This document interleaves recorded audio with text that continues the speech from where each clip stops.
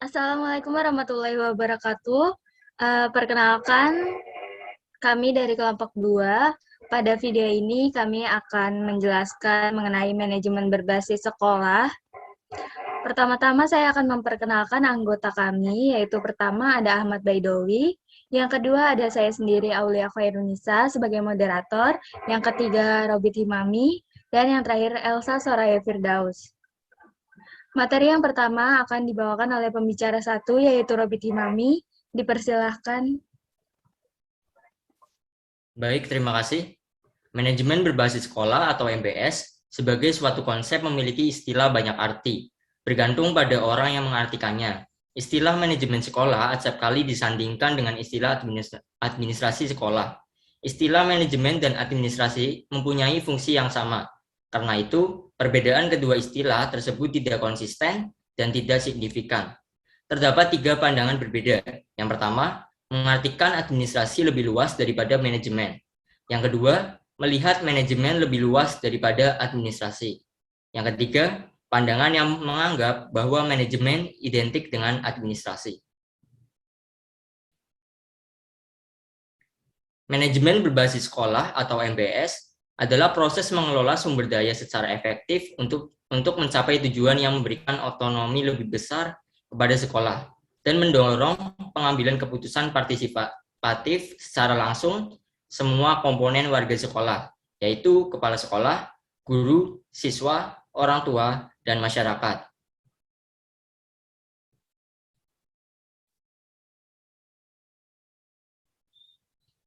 Apa saja sih keuntungan MBS? Yang pertama, kebijakan dan kewenangan sekolah membawa pengaruh langsung kepada peserta didik, orang tua, dan pendidik.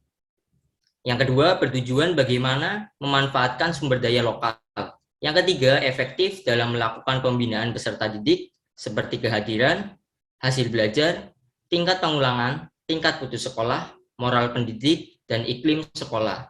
Yang keempat, adanya perhatian bersama untuk mengambil keputusan, memberdayakan pendidik, manajemen sekolah, rancang ulang sekolah, dan perubahan perencanaan. Terima kasih kepada pembicara satu.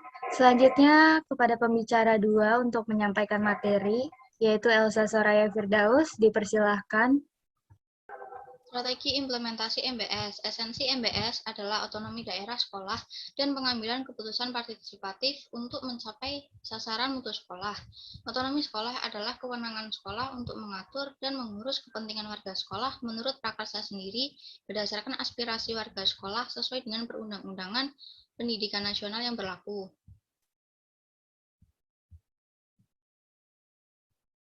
Pertahapan implementasi MBS. Implementasi MBS selain harus memperhatikan kondisi sekolah, juga harus dilakukan secara bertahap.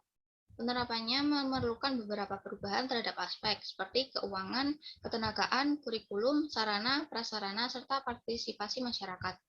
Tahapan implementasi menurut Fatah yaitu 1. Tahap sosialisasi, yaitu tahapan penting mengingat wilayah Nusantara yang luas, terutama daerah-daerah yang sulit dijangkau media cetak atau elektronik, sehingga sulit untuk menerima perubahan.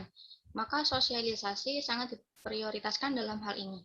2. Tahap piloting, yaitu tahap uji coba MBS dengan persyaratan dasar aksesibilitas, akuntabilitas, replikabilitas, dan sustainabilitas. 3. Tahap diseminasi, yaitu tahapan masyarakat model MBS yang telah diuji ke berbagai sekolah agar dapat mengimplementasikan secara efektif dan efisien. Perangkat implementasi MBS. Sekolah memerlukan pedoman-pedoman sebagai pendukung untuk menjamin terlaksananya pengelolaan MBS yang mengakomodasi kepentingan otonomi sekolah, kebijakan pemerintah, dan partisipasi masyarakat. Untuk itu diperlukannya rencana. Rencana sekolah merupakan salah satu perangkat terpenting dalam pengelolaan MBS untuk jangka waktu tertentu yang disusun oleh sekolah sendiri bersama dengan Dewan Sekolah yang berisi 1. Visi dan misi sekolah, 2. Tujuan sekolah, 3. Prioritas yang akan dicapai, 4. Strategi untuk mencapainya. Selanjutnya akan dilanjutkan oleh pembicara 3, yaitu Ahmad Baidowi. Dipersilahkan. Apa saja model-model implementasi? Perlu adanya strategi untuk menjadikan sekolah menjadi sekolah yang efektif dan produktif. Strategi yang digunakan di beberapa negara maju, mulai saat ini telah dikembangkan di Indonesia adalah manajemen berbasis sekolah, MBS atau School Based Management (SBM). Model-model MBS. Yang pertama, MBS di Hong Kong. MBS ini menekankan pentingnya inisiatif dari sumber daya sekolah sebagai pengganti inisiatif dari yang selama ini telah diterapkan. 2. MBS di Kanada. MBS ini menekankan dalam hal pengambilan keputusan yang diserahkan kepada masing-masing sekolah secara langsung. 3. MBS di Amerika. Penyerahan sumber daya tingkat sekolah diyakini dapat membuat kemajuan karena sekolah memiliki kebebasan mencurahkan energi kreativitasnya. 4. MBS di Inggris. Adanya Undang-Undang Pendidikan tahun 1998 yang berisi kurikulum inti nasional, adanya ujian nasional, serta pelaporan nasional. 5. MBS di Australia. Untuk memantapkan pemahaman tentang implementasi MBS berikut, disajikan model MBS yang telah diimplementasikan di Australia. Satori tahun 1999. 6. MBS di Perancis. Kekuasaan Badan Pengelola Sekolah Menengah Atas diperluas ke beberapa area. Sementara itu, pengangkatan guru masih dilakukan oleh pusat dengan ketat. 7. MBS di Nicaragua. Fokus kepada pendesentralisasikan pengelolaan sekolah dan anggaran sekolah yang keputusannya diserahkan kepada Dewan Sekolah. 8. MBS di Selandia Baru. Komite sekolah untuk sekolah dasar anggotanya terdiri dari warga setempat dan dipilih setiap 2 tahun. Terima kasih kepada pembicara 3. Selanjutnya akan dilanjutkan oleh saya sendiri. Yang ke-9 ada MBS di El Salvador. Untuk mendesentralisasikan pengelolaan sekolah negeri dengan cara meningkatkan keterlibatan orang tua di dalam tanggung jawab menjalankan sekolah. Yang ke-10 ada MBS di Madagaskar. Diarahkan di dalam kerangka kerja dengan melibatkan masyarakat desa, tidak hanya untuk merehabilitasi, membangun, dan memelihara sekolah-sekolah dasar, tetapi juga dilibatkan dalam pengelolaan dan pensupervisian sekolah dasar. Yang ke-11 ada MBS di Indonesia.